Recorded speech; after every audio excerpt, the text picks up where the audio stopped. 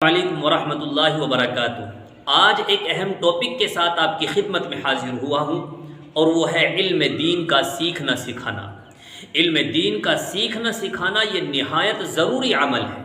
علماء کی ذمہ داری ہے کہ وہ عوام کی صحیح رہنمائی کرے، ان کو علم دین سکھائے، اور عوام کی ذمہ داری ہے کہ وہ اپنا تعلق علماء سے مضبوط کرے، اپنا رشتہ علماء سے جوڑے اور ان سے علم دین حاصل کرے، کیونکہ علم کے ساتھ کیا جانے والا تھوڑا سا عمل بھی نجات کے لیے کافی ہے۔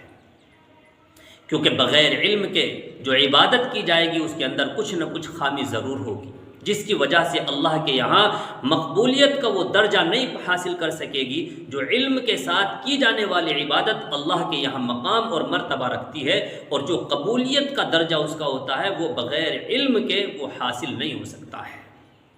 کیونکہ بغیر سیکھے کوئی انجینئر نہیں بن سکتا، بغیر سیکھے کوئی ڈاکٹر نہیں بن سکتا۔ ہر کام کو کرنے کے لیے اسے سیکھنا پڑتا ہے، تو بغیر سیکھے ہماری نماز کیسے درست ہو سکتی ہے، ہماری دیگر عبادتیں کیسے صحیح ہو سکتی ہے؟ تو علم دین کا سیکھنا ہر مسلمان کے لیے نہایت ضروری ہے۔ تو اس لیے آپ سے گزارش ہے کہ روزانہ دین کا علم سیکھیں۔ انشاءاللہ اگر آپ ایک مسئلہ روزانہ بھی سیکھ لیں گے تو ایک مہینے میں آپ کے 30 مسئلے ہو جائیں گے، اور آپ کے پاس ایک علم کا ذخیرہ ہو جائے گا، اور پھر اس علم کی روشنی میں جب آپ عبادت کریں گے اور دین کے راستے پر چلیں گے تو انشاءاللہ العظیم اس عبادت کے اندر آپ کو لطف آئے گا، مزہ آئے گا، اور پھر وہ عبادت عند اللہ مقبول بھی ہوگی۔ تو چلیے آج ہی سے شروع کرتے ہیں۔ ایک مسئلہ معلوم کیا گیا تھا کہ جو ہم نماز پڑھتے ہیں، فرض نماز یا سنت نماز یا نفل نماز یا وتر نماز یا کوئی سی بھی نماز ہم پڑھتے ہیں، تو ان نمازوں میں جو کچھ ہم پڑھتے ہیں تو پڑھائی کے اعتبار سے کچھ فرق ہے یا ساری نمازوں میں پڑھنے کا ایک ہی طریقہ ہے؟ بہت اچھا سوال کیا ہے، بہت اچھا مسئلہ معلوم کیا ہے۔ اس میں اکثر و بیشتر غلطی کرتے ہیں۔ اس مسئلے کو اچھے سے ذہن نشی کر لیں اور سمجھ لیں کہ اگر آپ سنت نماز پڑھ رہے ہیں یا فرض نماز پڑھ رہے ہیں تو اس میں ایک فرق ہے، اور فرق یہ ہے کہ اگر آپ سنت نماز پڑھ رہے ہیں تو چاروں رکعت میں آپ الحمد کے بعد سورت ملائیں، یعنی پہلی رکعت میں جب آپ الحمد پڑھ کے فارغ ہوں تو الحمدللہ رب العالمین یہ سورت مکمل کرنے کے بعد آپ ایک سورت ملائیں، پھر دوسری رکعت میں آپ الحمد پڑھیں اور اس الحمد کے بعد پھر ایک اور سورت ملائیں، پھر تیسری رکعت کے لیے جب آپ کھڑے ہو جائیں تو پھر الحمد کے بعد ایک اور سورت ملائیں، اور پھر چوتھی رکعت میں بھی الحمد کے بعد ایک سورت ملائیں۔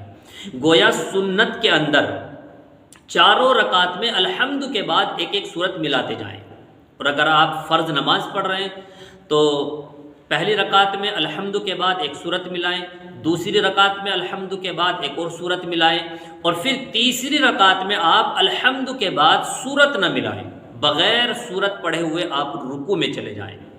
اسی طریقے سے چوتھی رکعت میں بھی آپ الحمد پڑھیں اور الحمد کے بعد بغیر سورت ملائے ہوئے آپ رکوع میں چلے جائیں۔ تو یہ فرق ہوتا ہے، اور اس میں اکثر و بیشتر ہم غلطی کرتے ہیں۔ تو سنت اور فرض کے درمیان پڑھائی کے اعتبار سے، صورتوں کے اعتبار سے یہ بھی فرق ہے۔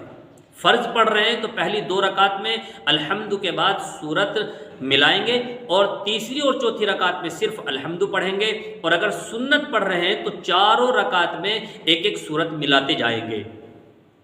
تو اسی طریقے سے روزانہ آپ مسئلہ معلوم کیا کریں اور علم دین سیکھیں۔ اگر آپ روزانہ ایک مسئلہ بھی سیکھ لیں گے تو پورے مہینے میں آپ کے پاس 30 مسئلے ہو جائیں گے، یعنی آپ کے پاس چند ہی دنوں کے اندر بہت سارا علم کا ذخیرہ ہو جائے گا، اور پھر اس علم کی روشنی میں جو آپ عمل کریں گے انشاءاللہ وہ عند اللہ مقبول بھی ہوگی، اور اس عبادت کے اندر آپ کو لطف بھی آئے گا، مزہ بھی آئے گا۔